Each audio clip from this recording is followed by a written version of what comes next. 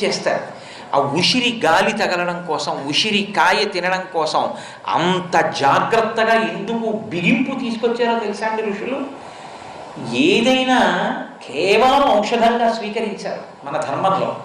ఏదైనా ఈశ్వరానుగ్రహమును ముడివేసి ఆమ్ల ఉసిరికాయని ఈశ్వర ప్రసాదంగా, అందుకే కార్తీక మాసం వచ్చేటప్పటికి గుత్తులు గుత్తులుగా కాస్తాయి. ఏ ప్రకృతి ప్రమాదకరంగా ఉంటుందో ఆ ప్రకృతి ఆ ప్రమాదాన్ని